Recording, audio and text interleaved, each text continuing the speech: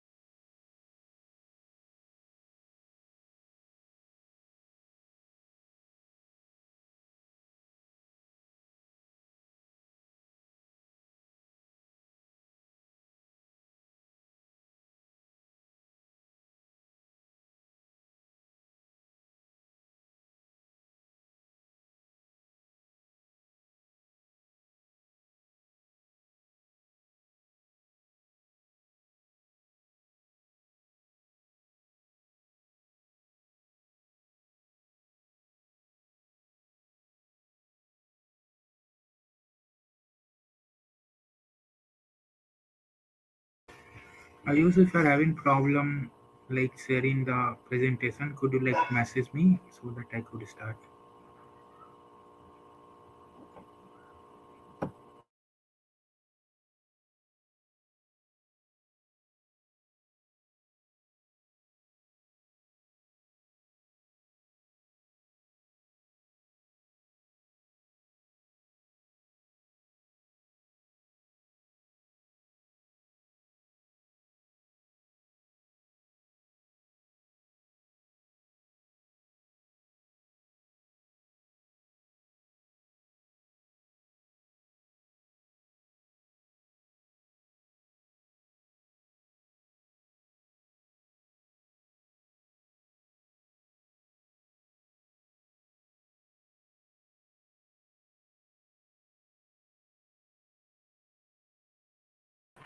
Am I audible?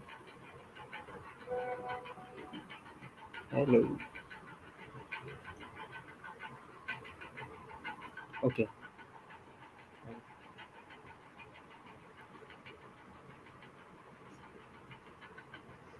Hello. So, am I audible? Please, Yes, you are someone. perfectly audible. Okay. Thank you. Thank you so much. So, hello everyone who joined, and welcome to the brainstorming session of today. First of all, you know me. All of you know me. Thank you. And those who don't, this is Ayush Kaushik, and today we all are going to talk about something very popular and very interesting, right? That is politics. So, politics, as all of you know already, what it is. The image you're seeing at back is, I hope you all know, that it has been the operational epicenter of our country's political system, the temple of democracy. Though not operational now, but it will forever hold the stories of India's journey of getting its glory back. I just wanted to make this statement of tribute, so I purposely placed this image at back. Right? Uh, Next. So, roughly, there are two kind of people, right? One, those who love politics, and one who hate politics. And interestingly, if you ask any of them, the reason of their love hate relationship with politics, they answer it with same argument. Oh, I hate politics because it is toxic, man. I love politics because it is toxic. I'm sure you are not going to get this kind of coincidence anywhere else. They have the same argument to love it or hate it, right? But before getting it to know how to debate politics, we should uh, we should know that why should we debate politics? Why talking about politics is necessary? Well, if you see the word politics, I think it has its origin in the word policy, or might be policy has its origin in politics. But what I want to tell you is both of the words are very closely related, right? Now, if you understand any one of them, you understand the other. So, what policy exactly is? I think it is a set of social norms or rules defined for functioning of a society.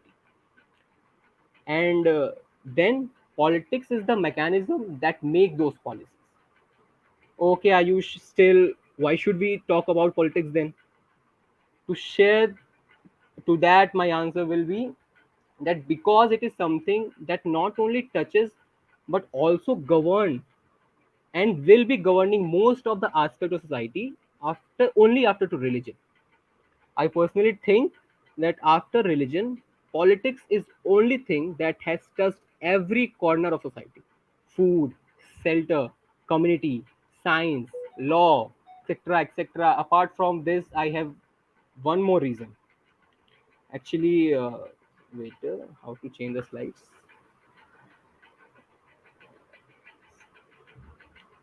Actually, not I, but this guy, Charles de Gaulle. And I think he is true that politics is too serious a matter to be left on politicians. And it is this is the other reason why we should talk about politics. And also, I think that if you don't take interest in politics, be ready to be governed by your inferiors. If you want to be if you want to be governed well, you have to take interest in politics. And if you do not take interest in politics, be ready to be governed by your inferiors. Next, now we have understood that how that why we should talk about politics. Other thing that we should know that okay, Ayush, now I understood why it is necessary to talk about politics. Please tell me how to talk about politics. Fair enough, but I think you need to know certain prerequisites before understanding how to talk on politics. Very first of them, very first of them is knowing the different kinds of government groups or societies a society can have. Well, frankly speaking, there are many and many such differentiations. If you roughly go through internet, you will find more like communism, socialism, etc., etc. If I would have shared, if I was able to share my screen, I would have gone through internet and shown you. There are multiple such differentiations other than these five. But as per my understanding the system, I roughly classified them into these one, two, three, four, five. Again, this is as per my personal consideration, just to put things simply. Well, there is no concrete division between all of them. It is a kind of rainbow band, where a democratic government can be a bit autocratic, or an autocratic government can be a bit monarchy. Among them, the first is the world's favorite, the democracy. Yes, to some it is the best form of the government, and while to some it is a rule of fool. Well, I think someone aristocrats or Socrates said that the democracy is a rule of fool. Then there's autocracy, monarchy, bureaucracy, theocracy. Um, Obviously, we will discuss all of them one by one. Okay, the first is monarchy. Well, I purposely placed that image here. No hard feelings for Prince Charles. It is just that I thought it will create an instant understanding of what monarchy is. Well, you all have assumed it is a system ruled by king or queen by seeing Mr. Prince Charles. Taking of it, I guess it is safe to say that it is the oldest organized system of the government. Well, today, thanks to the modern revolution, there hardly existed absolute monarchy. Actually, all of them had transformed themselves into a constitutional monarchy, where king or queen only act as a nominal head of the state, and actual powers are exercised by constitutional systems. Yes, UK and Prince Charles is an example of of the same system, where the king or the queen is is the nominal head of the state. Otherwise, the powers are exercised by the parliament in UK. But does that mean that there is no such absolute monarchy remaining? No. Oman and Saudi are still an absolute monarchies, countries, states. Next, next, what we see is theocracy. Well, as per its name, it is a society ruled by a priest.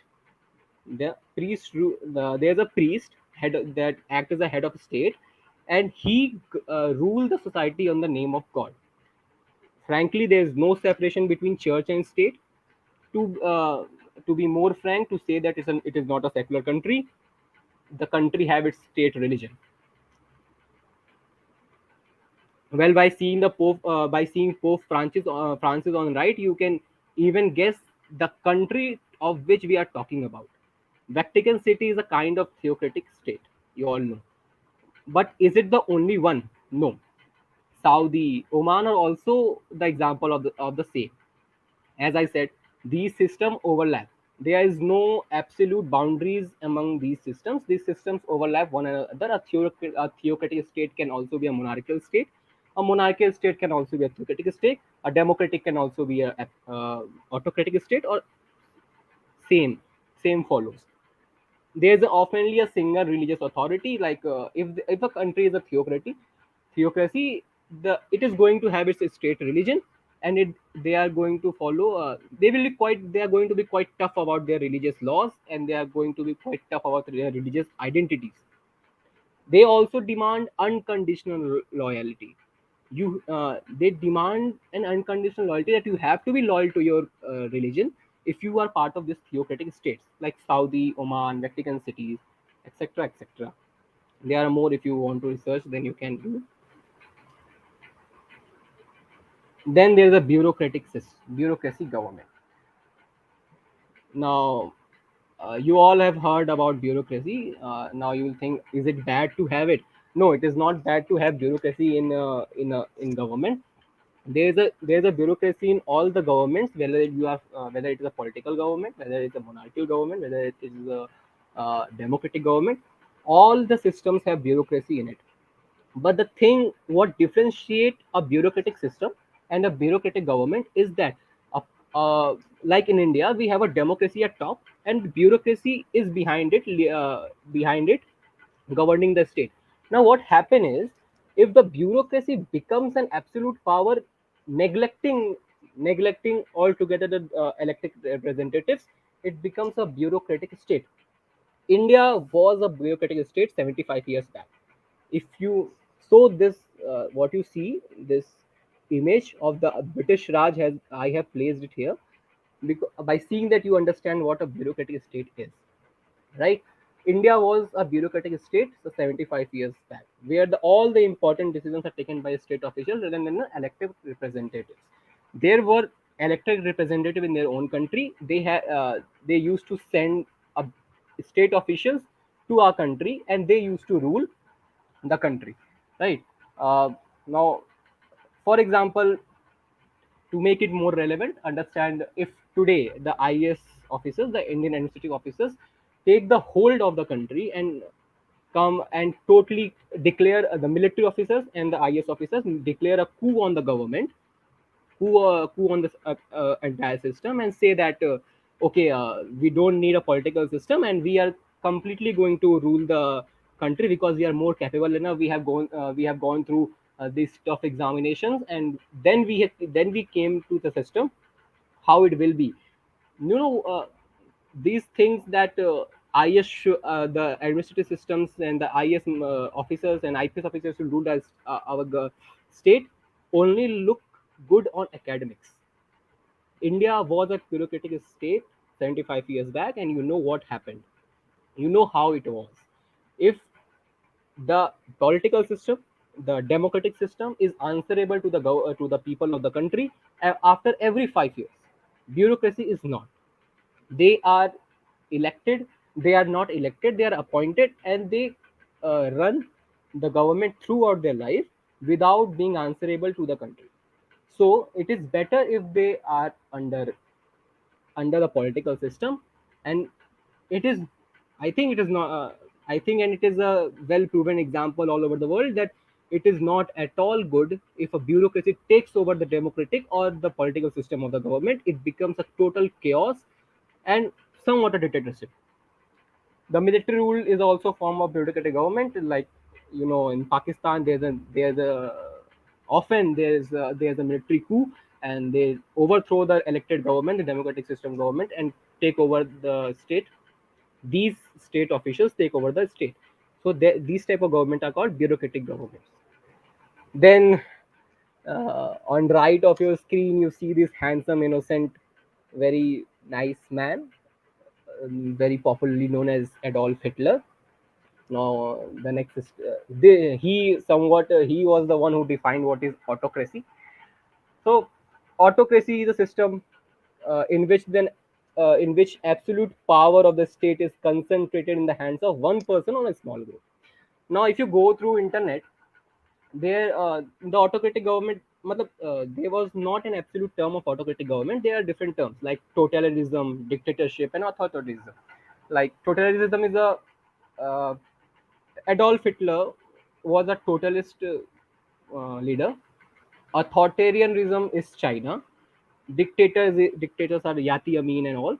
But I personally want to keep them in a common bracket of autocracy.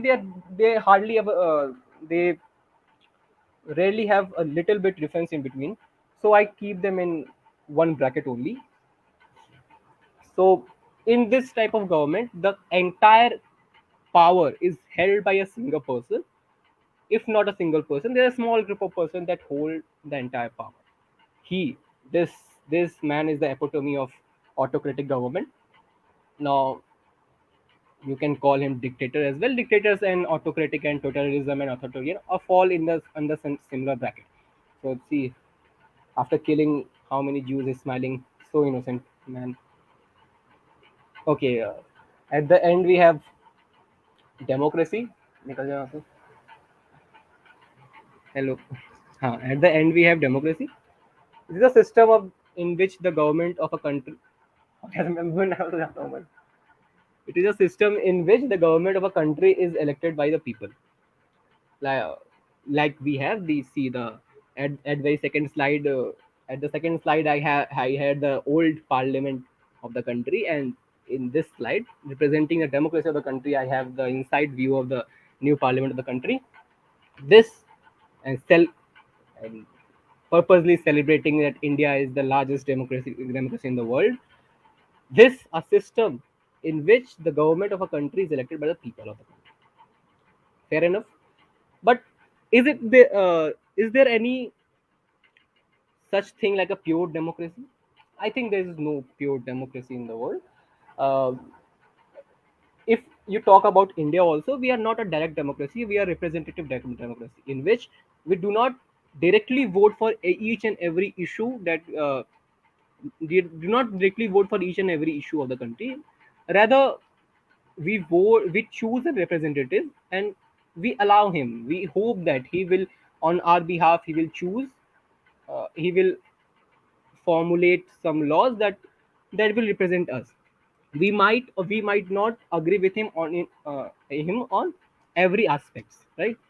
So this is so far considered to the best form of the government. Now, state power principle. After this prerequisites, let us talk about something that is most difficult to tackle during debates: violence. Well, as per norms, all the debating societies have considered violence as non-negotiable things. So often during motion, you will come along a dilemma where you have to defend violence. Well, it's not that difficult either. Let us understand the state power principle. As per it, the state has monopoly on violence, and it does everything it does either through force or through threat of force, right? That means that the state, that is the government, can make a law, and to abide it, it can take support of violence or police. Fair enough. Okay. Now, how to justify that? Well, it can only be justified through consent. It can only be justified through consent.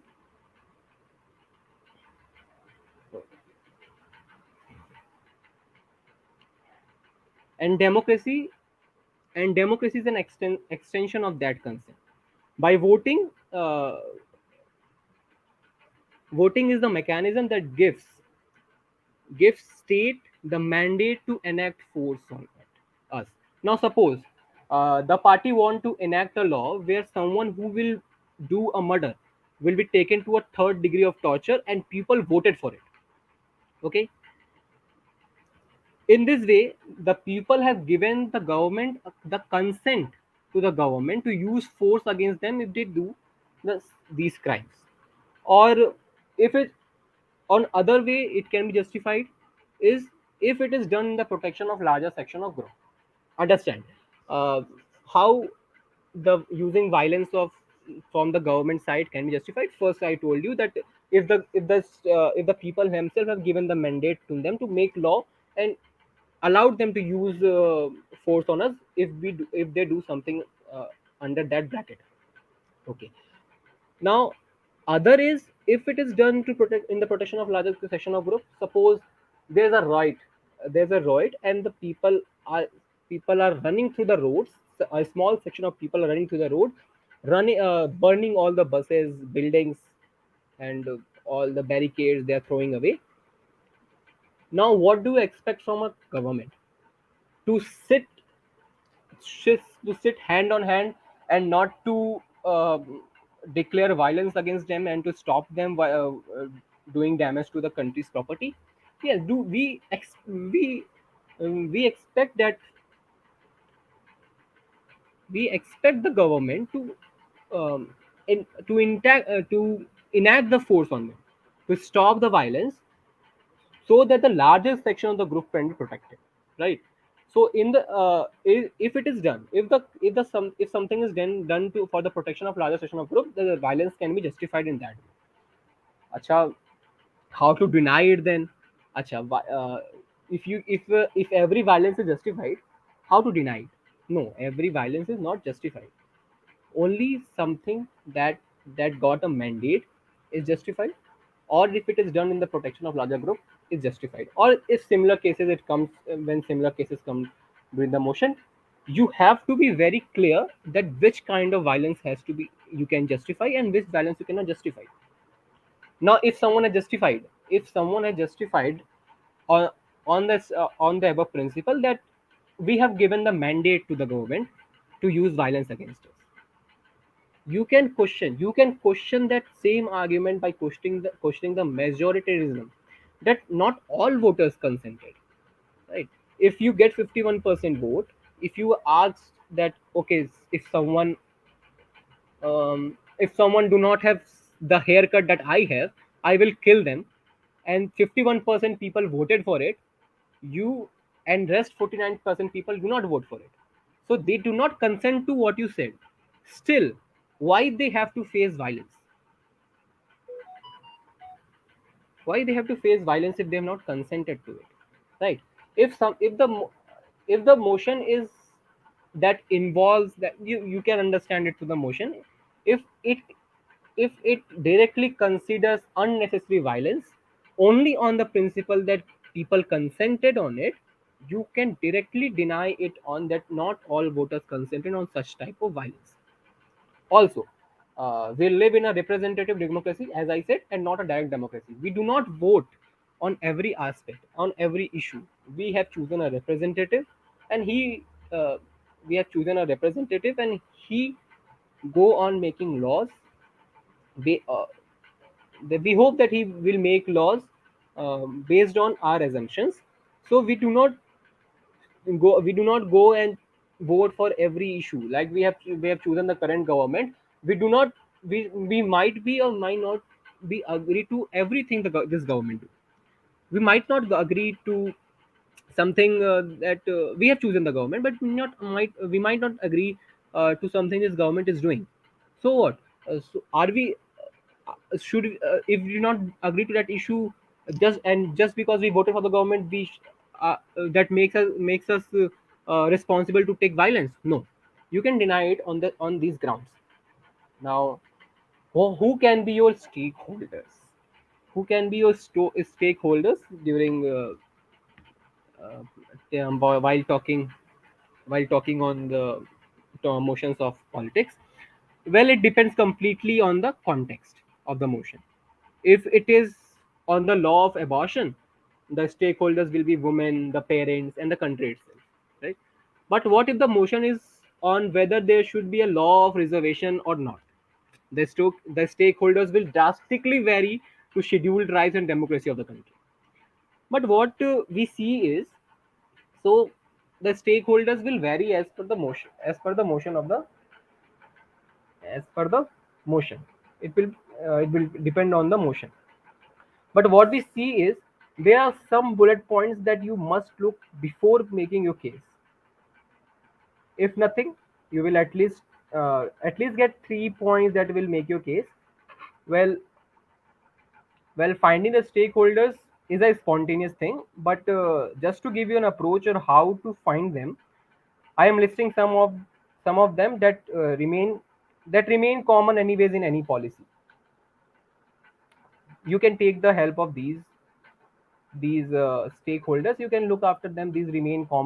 Uh, these remain common in every policy making decisions and in every uh, political debates. The first one of them is the democracy of the country. Okay, now what do you understand by this? That whether the thing is that the government is doing what the government is doing fall under the values of democracy or not. You can directly question the step of the government if you feel that it is undemocratic. And believe me, this gives very high weight to your case. Now, for example, let us take the CA&RC policy that was brought up by the government.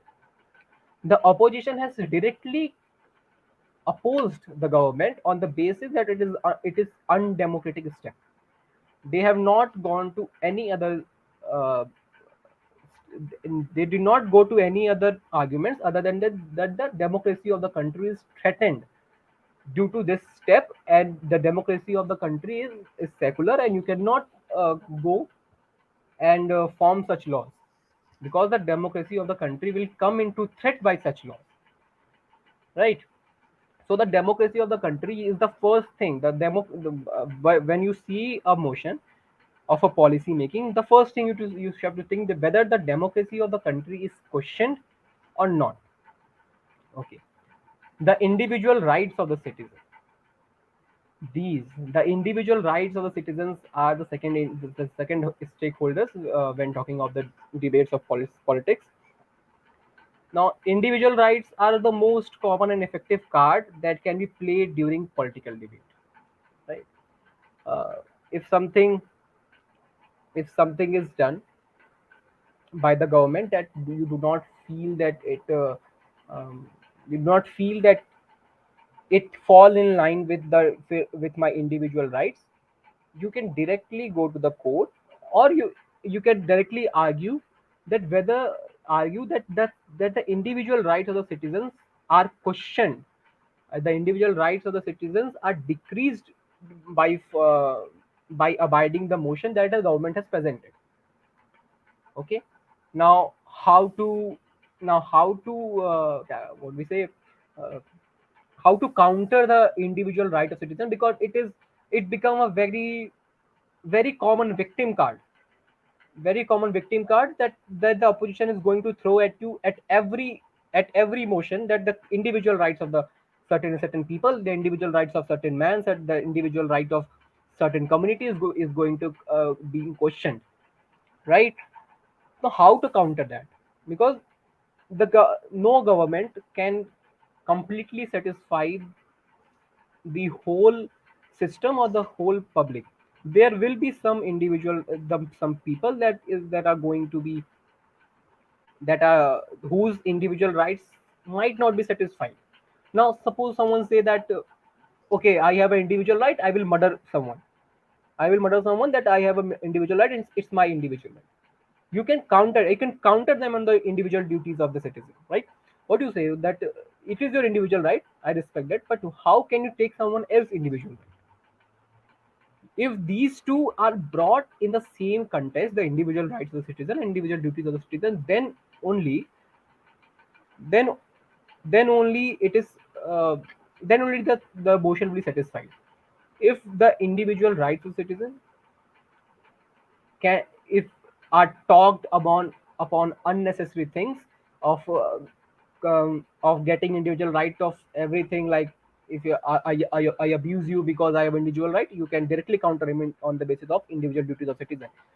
But you can, if a state is doing injustice to you, you can take the help of individual rights of the citizen, and counter the state on the basis of individual rights, your individual rights that is being violated by the state.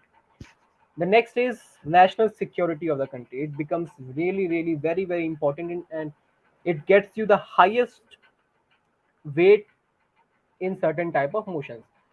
Like in certain motions, if the national security of the country is questioned, if the national security of the country is compromised, you can take over all other stakeholders.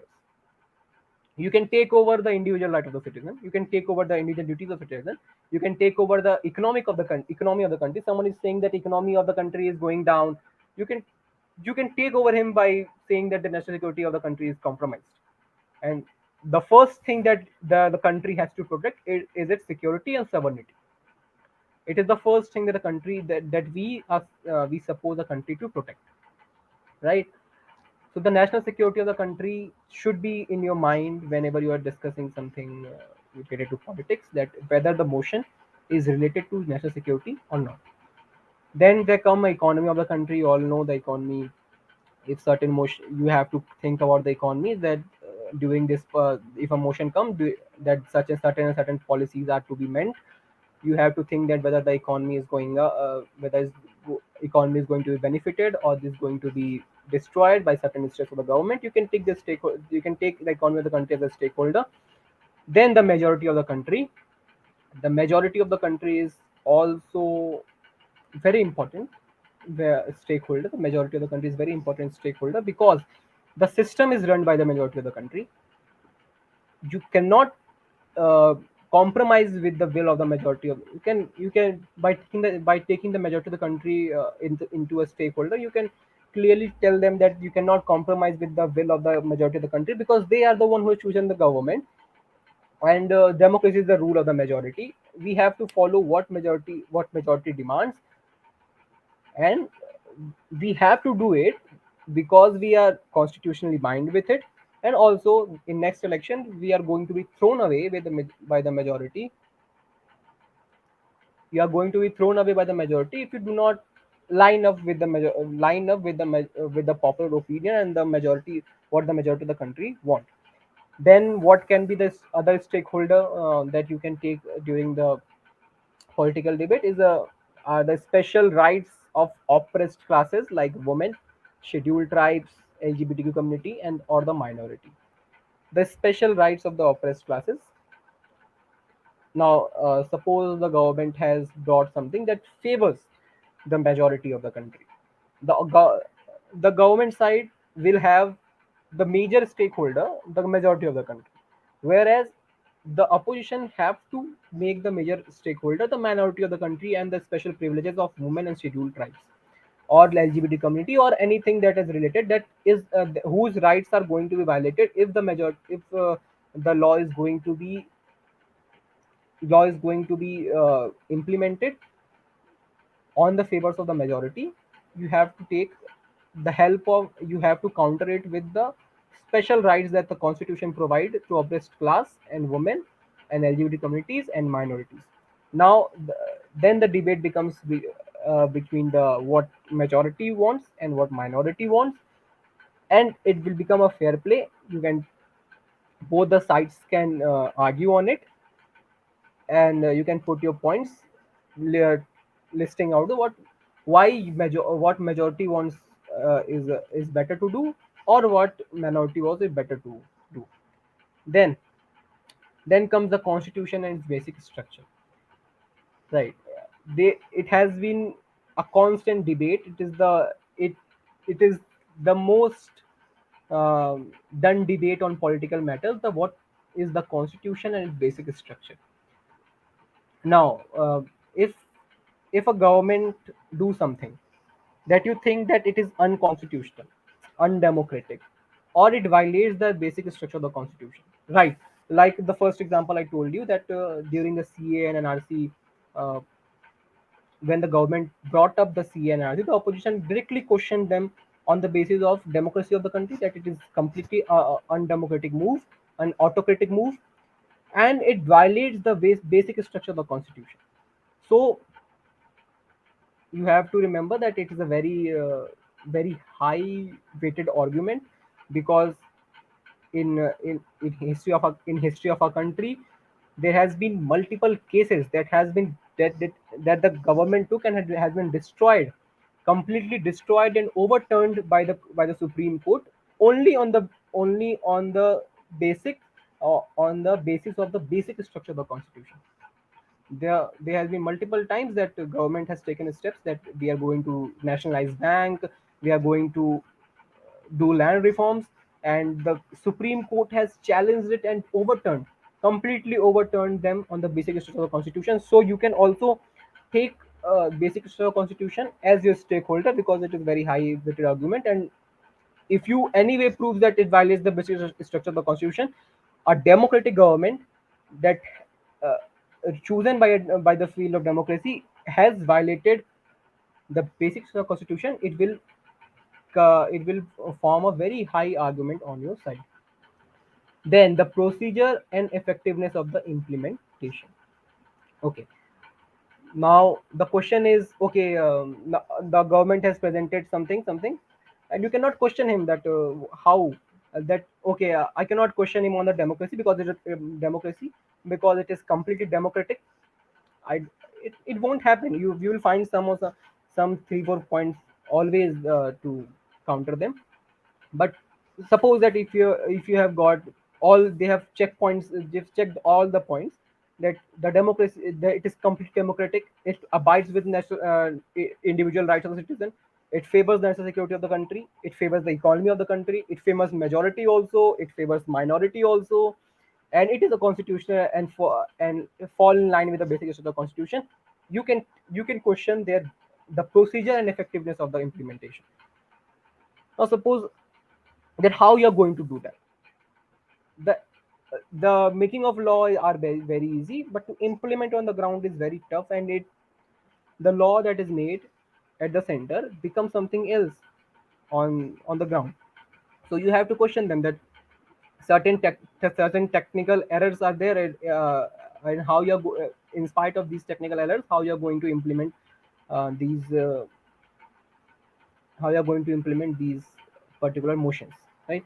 Like there was a case in which I was from judiciary side, so I was speaking from judiciary side. But if I there was argument from someone from my team that because the Parliament of India cannot do cannot form laws, is inefficient in taking up the case, and we will form it. If I would have been to the parliament side, I would have directly countered it. How you are going to get, where you're going to draw the power to take up the case from the parliament and doing this. And I would have extended it by saying that if what if I turn the table, what if I say that okay, because 3 lakh cases are pending in 3 lakh cases are pending in court, and the courts are not efficient to solve these cases. I being the responsible parliament of the country, I take up the cases and I will solve it itself. So you can, if you are smart enough, you can challenge the procedure and effectiveness of the implementation of that motion. Okay, now we will see some practical implementation of how these motions can be brought, and what we learned, how they how they can be used to form cases. Let's see the first one. This has been very famous. This has been very famous debate to 1.5 year or 2 years back. The Central Vista project. Now, from the government side and the opposition side, where you have two parties. Now, how to form cases based on what stakeholders and what you have learned till now, or how it is done. Now let's see. The first is the Central Vista project. Now come back to the stakeholders. Now what we see, the democracy. We can we use the democracy of the country? Might be yes, yes. The opposition can say that the government did not ask. The government did not ask the or taken the mandate of the opposition to form a law to do a reconstruction of the uh, Central Vista.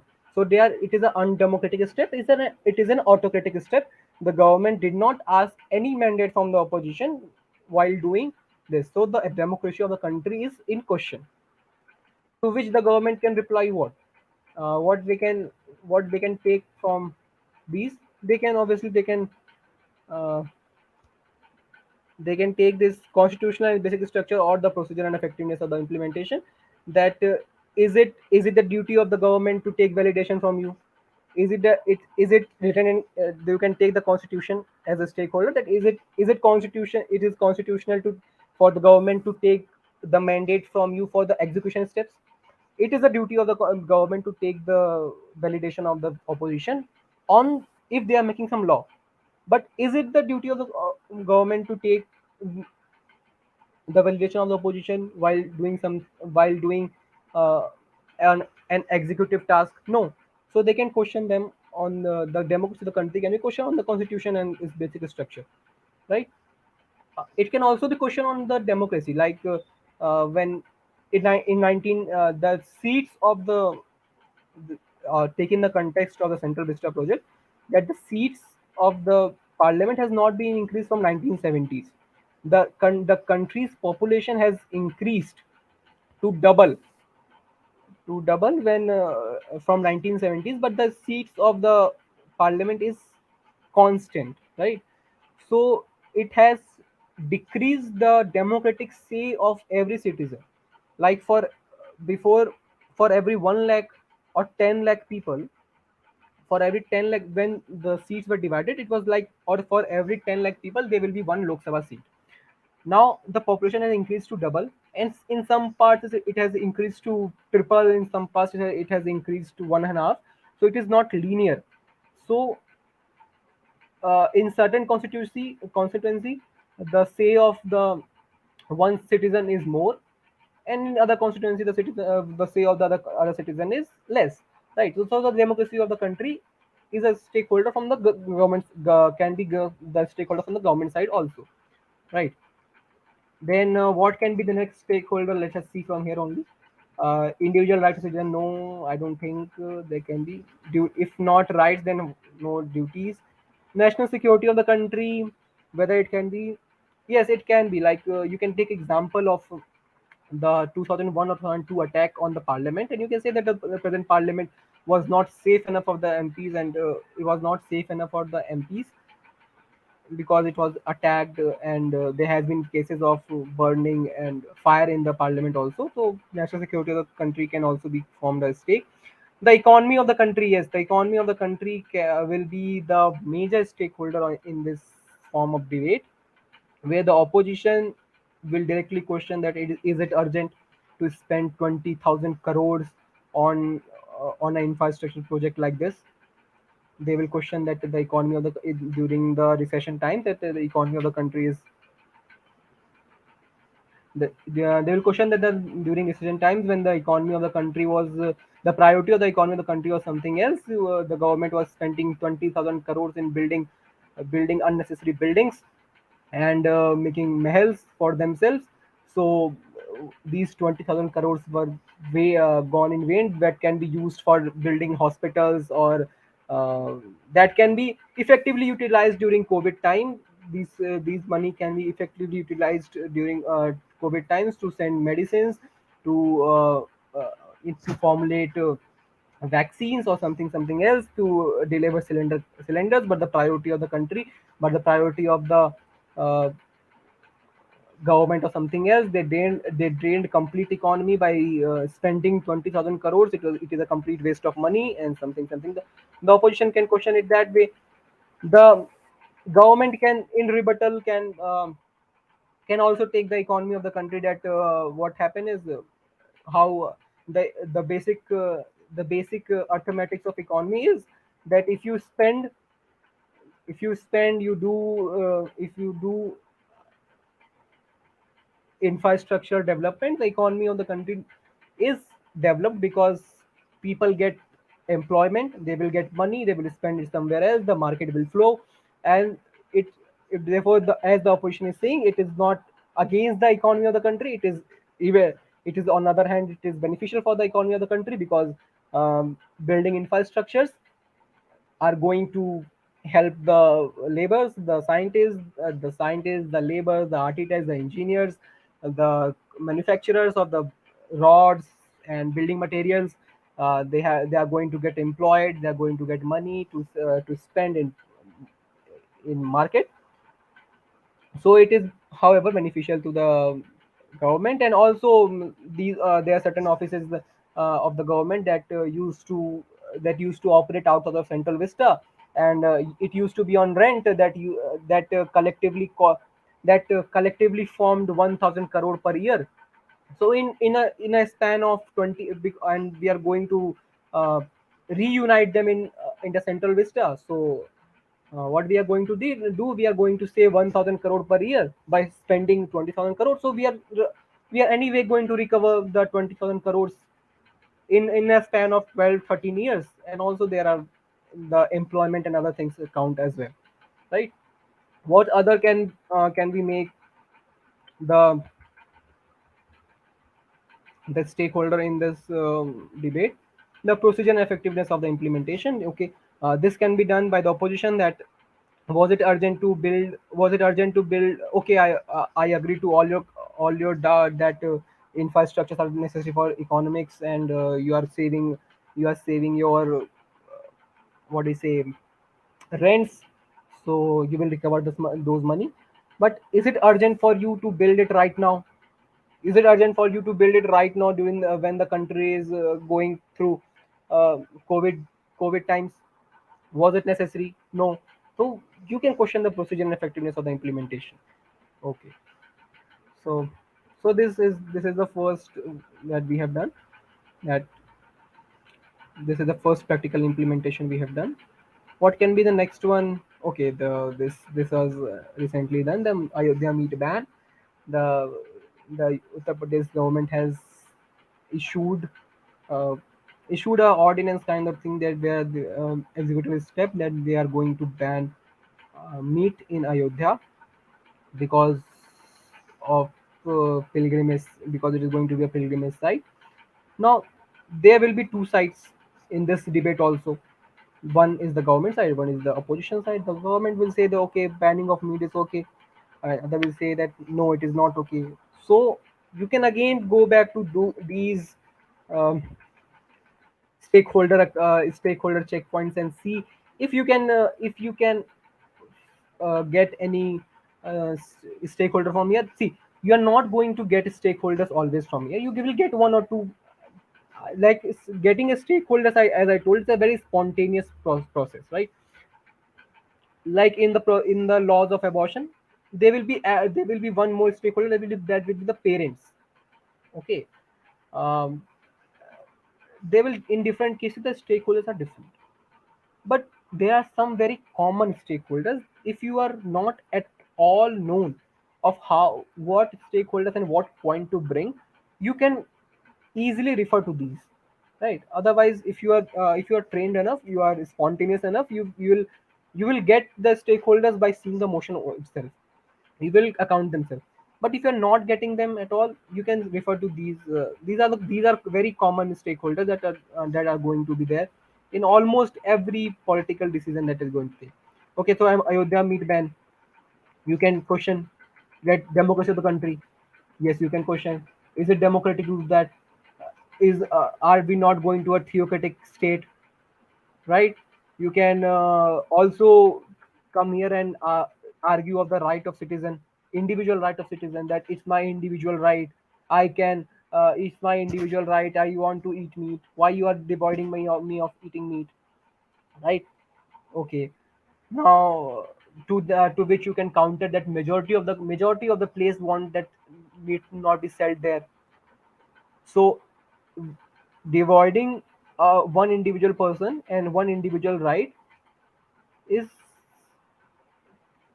or if we keep the balance, if we agree to the individual on opposition, that if the opposition say that it's my individual right to eat meat and you cannot stop me, the government can take the stake of majority of the country, that by following the minority we are not going to create a tyranny of minority. Uh, by we cannot neglect the entire majority and only consider what one man say, one people say, right? Other what we can say, the you can again take the stakeholder of the special rights of the minority of the country. The minorities of the countries are what we say, are threatened by the step, right? And also you can say that the economy of that place can also be questioned, right? That ban on meat can sufficiently affect the economy of the country. Sorry, sufficiently affect the economy of Ayodhya, as there are many shops. What they are, these people who sell meats and butchers, what they are going to do if they we take up the job. As a government side, you can say it's not a major problem. It is not a major employment of the Ayodhya. You can take some other thing and do, because you are going to earn more by doing something else, right? And the procedure and effectiveness of the implementation, the opposition can argue on that how you are going to ban meat. We have seen someone banning alcohol in Bihar, and it is sold like illegally. So what is the procedure? What is the effectiveness of the implementation? Okay, we agree to what you say. How you are going to do that? You cannot do that, because people who want to eat meat will eat meat. They will eat illegally. Okay, so you have to counter it on certain basis, like the collective consciousness will not allow. Uh, if one or two people only make a place dirty, and rest all city is like Swachh Bharat, following Swachh Bharat Abhiyan, no one will throw glass and throw chewing gums, because the city is clean. So the collective consciousness of the society comes into place. Okay, so it will automate the collective consciousness of the society automatically helps the administration and authority to implement the procedure effectively. Okay, like Ayodhya Madman is done. Now, one more case, the last one we will take, that is reservation on the basis of caste. This is also a very political debate of whether be a they should provide the reservation on the basis of caste or not. Okay, so there will be two sides. There is a two side. There will be no. There's always two side on this basis. That so one side say that there should be no reservation on the basis of caste. Other side say that there should be reservation basis of caste. Now, what will be your arguments? Now, you will not find all the arguments by seeing that. You have to collect something, and on the basis of experience, what to say. For if you ask me, reservation is something that if you give someone, they if I am getting reservation, there is no more social welfare scheme better than reservation. If I am the beneficiary, for me there is nothing, no scheme better than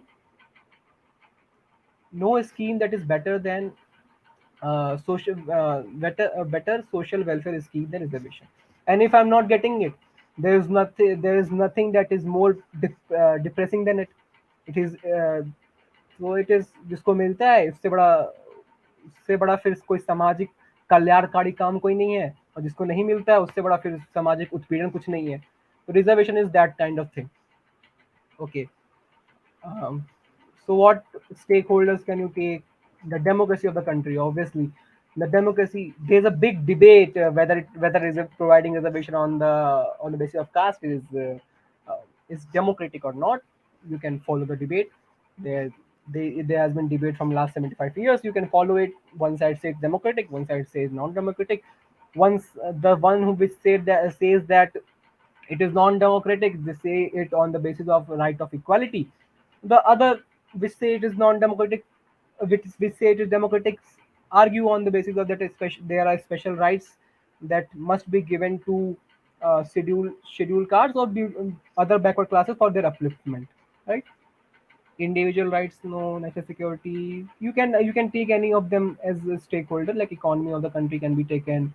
Economy of the country is a major stakeholder. If you provide if you are getting, like if you say that okay, uh, if you say that economy of the country, you can take stakeholder like you say that by taking like taking 50% of people are based on reservation, we are not going to benefit the economy of the country, because more capable people are not coming into the system.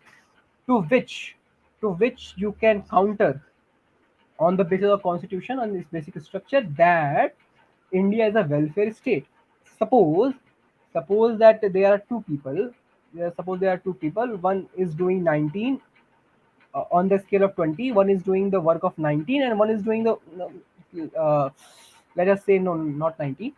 Let us take two. There are two people on the scale of 20. One is doing 15. One is doing 10. Okay. uh, Effectiveness of the work is 10 and 15. Now the one who is doing 10 has uh, w- has to do has more requirement of money, has more requirement of upliftment than the one who's 15. So India is a welfare state, and we should select the one who is with 10, because we want to uplift him, right? And also you can take that measure that other basic structures of the constitution. And yeah, one more can be one more stakeholder, it is not written here, can be taken into account: the social framework of the country. Okay. The social framework of our country is not under these list, but we can take it like, suppose there are two people from the opposition side. You can say like there are two people that one is of general class, one is of OBC class, right? Not to take of extreme examples, if both are earning 20,000 rupees, who both, one is from OBC class, one is from general class, both are earning 20,000 rupees, who is going to get more, who is going to get more respect in society? Both are equal as per the law, but the general one by default will get more respect in society because he is born in general, right? So you can take the social frameworks and the social framework of the country into account while doing debates. On response to that, you can form rebuttal that no, it is not that case. There are more there are people who belong to scheduled caste, scheduled tribes, OBCs, who are into better place. They are not getting they are getting same respect as general classes people. No, they are saying lie. So you have to make your argument based on the basis of the stakeholders, or you can these uh, these are the three practical implementations of what we learned. We can discuss more if you want, and you can form cases. These are the tricks, and these are the tricks how you form cases. Some more tricks that is required to form cases, like you should be very factual. Like if you're not factual, you have to be well aware and well learned. If you're not factual, you cannot rebuttal the on Central Vista case, right? Like when the opposition said that 27 crore is spent, if you're not well informed, you will think that okay, 27 crore is spent. You will not rebuttal him that 1,000 crore is saved every year.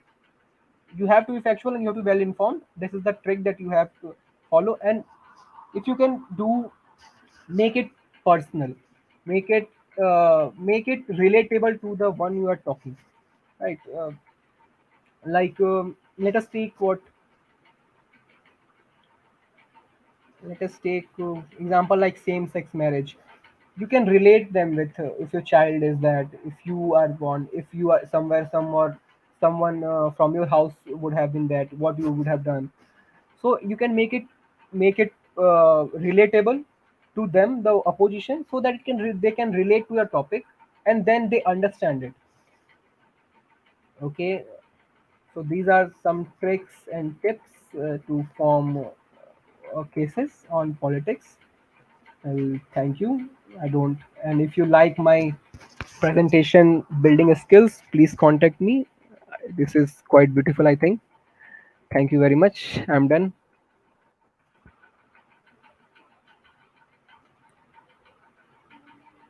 Hello, I'm done.